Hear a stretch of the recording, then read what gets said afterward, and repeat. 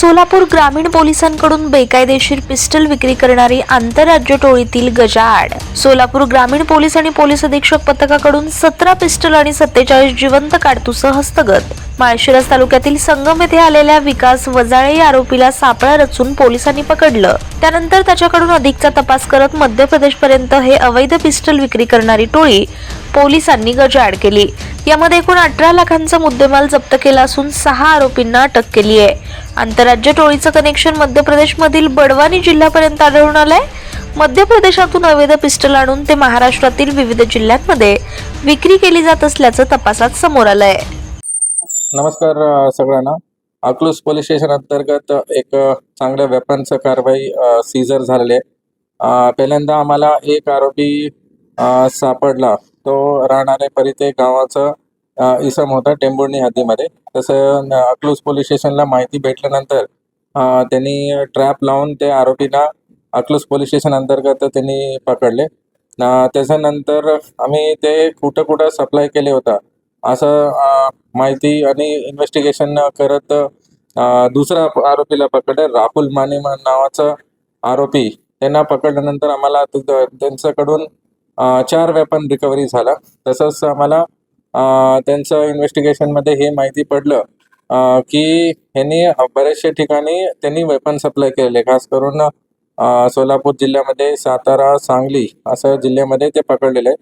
ते आरोपी आम्ही पकडल्यानंतर आम्हाला मेन सप्लायर जे होता ते MP मधून हे सगळं वेपन्स आणत होते। गावठी पिस्टल आहे आणि ते MPचा जे आरोपी आहे त्यांना ट्रॅप करण्यासाठी आमचं टीम गेले आणि तिथं सक्सेस भेटलं। तिथं अनिल मेहता म्हणून आरोपी आहे, ते त्यांच्यावरती ऑलरेडी गुन्हे दाखल आहे आणि हे जे बाकी जे आरोपी आम्ही पकडलेले तेही गुन्हेगारी आहे, त्यांच्यावरती पण पहिले गुन्हे दाखल आहे। ते मेहताला पकडल्यानंतर आम्हाला तिथून 4 वेपन्स रिकव्हरी झाले।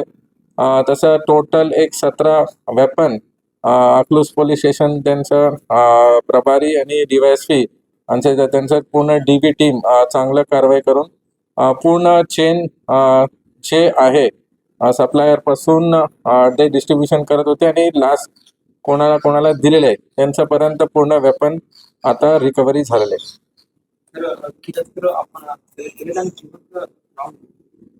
टोटल 17 शस्त्र आहे।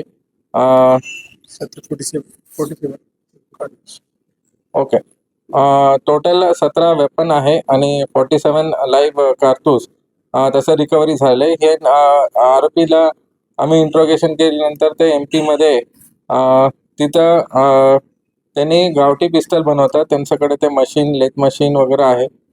तिथंही आम्ही अजून ते तिकडं आम्ही संबंधित जे अधिकारी SP आहे त्यांना कॉन्टॅक्ट केलेले आहे। तिथं त्यांचं कारखाना असतील, बाकी जे अजून काही आरोपी त्यांच्याकडून जे वेपन भेटले असतील, हे सगळं आम्ही इन्व्हेस्टिगेशन अजूनही चालू आहे।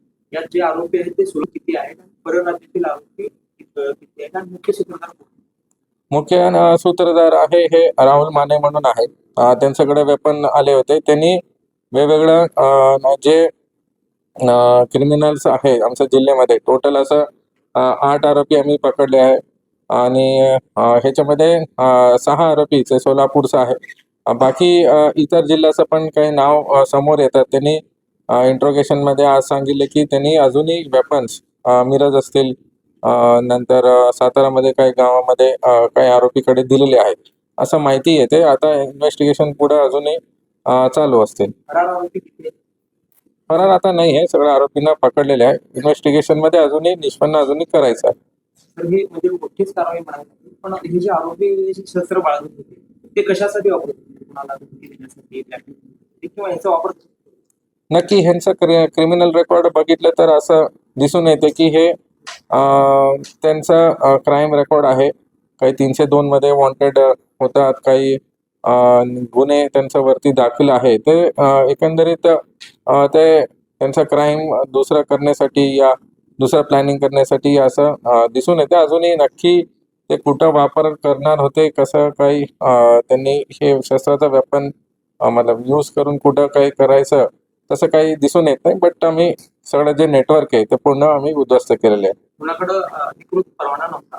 नाही नाही 40 ते 50,000 असं एक किंमत वेगवेगळ्या लोकांना, काही लोकांना 40,000 मध्ये दिलेलं आहे, काही 50,000 असं त्यांनी दिलेलं आहे विथ राऊंड.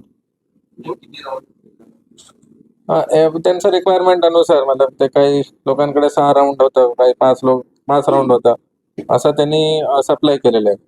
गुन्ह्यातील जी कार आहे ती चोरलेली आहे व ते कार चोरलेले नाहीये त्यांनी.